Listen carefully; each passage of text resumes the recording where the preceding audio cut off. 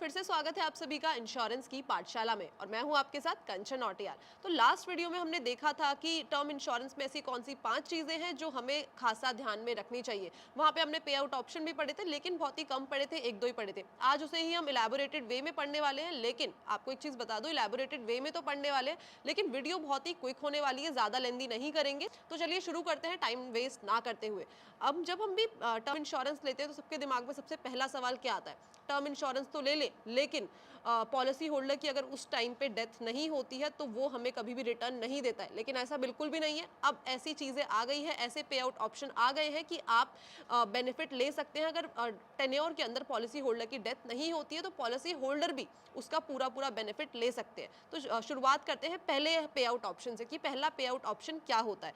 सबसे पहला जो पे आउट ऑप्शन होता है वो होता है रिटर्न ऑफ प्रीमियम पेमेंट। अब आप सोचेंगे कि रिटर्न ऑफ प्रीमियम पेमेंट क्या होता है। इसमें क्या होता है, जनरली टर्म इंश्योरेंस में क्या होता है कि टेन्योर के अंदर अगर पॉलिसी होल्डर की डेथ होती है तो नॉमिनी को वो पैसा वापस मिल जाता है, अदरवाइज वो पैसा वापस नहीं मिलता। लेकिन अगर आपने return of premium payment option choose कर रखा है तो इसमें क्या होगा कि टेन्योर के अंदर पॉलिसी होल्डर की डेथ होती है तो नॉमिनी को वो पैसा मिल जाएगा। अगर नहीं होती है तो पॉलिसी होल्डर को ही वो जितना भी पॉलिसी होल्डर ने प्रीमियम की पेमेंट करी है वो प्रीमियम उनको वापस मिल जाएगा। तो ये पहला ऑप्शन है जो आप चूज कर सकते हैं कोई भी टर्म इंश्योरेंस लेते वक्त। लेकिन आपको ये देखना होगा कि कौन सी कंपनी आपको ये ऑप्शन प्रोवाइड करवा रही है, तो उस चीज का आपको ध्यान रखना पड़ेगा। तो ये पहला ऑप्शन था। अब जो सेकंड ऑप्शन होता है वो होता है हमारा मंथली इनकम ऑप्शन। अब आप सोच रहे होंगे मंथली इनकम ऑप्शन क्या होता है, तो चलिए समझते हैं।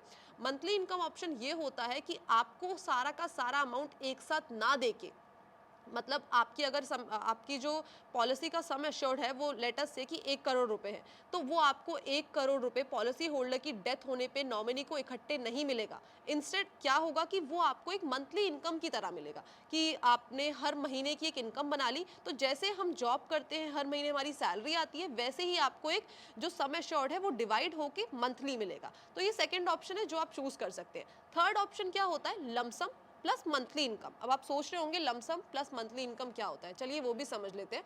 लमसम, फॉर एग्जाम्पल, इसमें भी एक एग्जाम्पल लेते हैं कि आपकी जो पॉलिसी है वो है 1 करोड़ रुपए की, ठीक है। जो सम एश्योर्ड है पॉलिसी का वो 1 करोड़ रुपए। तो पॉलिसी होल्डर की डेथ होने के बाद जो उसका कुछ अमाउंट है उस 1 करोड़ का, लेटर से कि 60% है, वो डिपेंड करता है कंपनी टू कंपनी कि कितना वो लमसम में प्रोवाइड करवा रही है और कितना वो मंथली इनकम में प्रोवाइड करवा रही है। अभी एग्जाम्पल ले लेते हैं कि 60 और 40 का रेशियो है, तो जो लमसम अमाउंट है वो 60%, 1 करोड़ का 60% यानी 60 लाख, 60 लाख रुपए आपको पॉलिसी होल्डर की डेथ होने के टाइम पे नॉमिनी को मिल गए। बचे कितने? 40 लाख रुपीज अभी बच गए। वो 40 लाख आपको एज अ मंथली इनकम मिलेगा। यानी कि डेथ होने के टाइम पे 60 मिल गए, बचे 40, और मंथली अब कैसे मिलेगा वो आपको पे आउट ऑप्शन देखना पड़ेगा कि आप ईयरली ले रहे हैं, आप मंथली ले रहे हैं, ये आपको चेक करना पड़ेगा। इसमें आपके पास एक लिबर्टी भी होती है कि आप ईयरली भी चूज कर सकते हैं और मंथली भी चूज कर सकते हैं। फॉर एग्जाम्पल कि आपने 1 लाख मंथली का अपना चूज कर लिया तो आपको हर महीने 1-1 लाख रुपए मिलता रहेगा जब तक कि वो 40 लाख भी कंप्लीट नहीं हो जाता। तो ये हमारा थर्ड ऑप्शन था जो कि क्या था? Lump sum plus monthly income. अब जो फोर्थ ऑप्शन हमारा आता है वो आता है हमारा इंक्रीजिंग कवर ऑप्शन। अब इंक्रीजिंग कवर अमाउंट में क्या होता है कि हम देख रहे हैं कि जो वैल्यू हमारी 100 रुपए की कल थी, यानी कि आज से 2 साल पहले, 4 साल पहले या 5 साल पहले थी, वो आज नहीं है। जो चीज हम 100 रुपए में पहले खरीद लेते थे, आज हमें उस चीज को, सेम चीज को खरीदने के लिए काफी ज्यादा पैसे देने पड़ते हैं। लेकिन 100 रुपए तो नहीं देने पड़ते, वो डेफिनेट है कि 100 रुपए से ज्यादा में ही वो चीज आती है क्योंकि इन्फ्लेशन बढ़ रही है।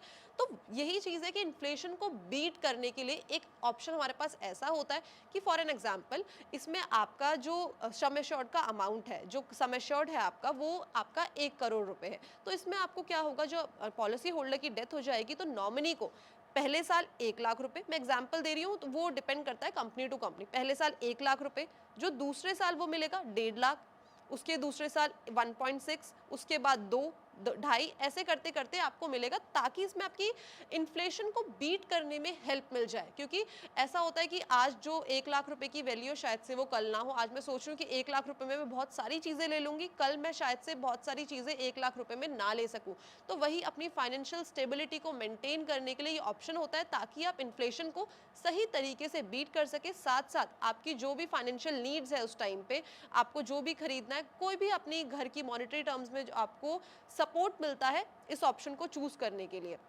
अब आज हमने समझे 4 ऑप्शन, चारों के चारों ऑप्शन। इसमें आपको देखना ये होगा कि आपके लिए कौन-सा ऑप्शन सबसे ज़्यादा सही है। ऐसा कोई-कोई इंसान है जिनके लिए लमसम ही है, उनको उस टाइम पे एक हेवी कैश फ्लो की ज़रूरत है, काफ़ी बड़े अमाउंट के कैश की ज़रूरत है। तो उनके लिए डायरेक्टली एक टाइम पे सम एश्योर्ड मिल जाए तो वो उनके लिए ज़्यादा बेनिफिटेड होगा। लेकिन कोई-कोई चाहता है कि नहीं, हमें एक साथ नहीं, हमें मंथली मिले। तो इसमें आपको देखना होगा कि आपके लिए कौन-सा ऑप्शन जो है वो बेस्ट है। आपको मैंने 4 ऑप्शंस बता दिए हैं, तो इसमें से आप कोई भी ऑप्शन चूज़ कर सकते हैं और साथ ही साथ अपनी फाइनेंशियल स्टेबिलिटी को मेंटेन कर सकते हैं। तो बस थी ना बहुत छोटी-सी वीडियो, जहाँ पे आपने सीखा कि कौन-कौन से पे आउट ऑप्शन आप टर्म इंश्योरेंस लेते हुए चूज़ कर सकते हैं। बस ऐसे ही वीडियोज़ के लिए जुड़े रहिए इंश्योरेंस की पाठशाला के साथ। धन्यवाद।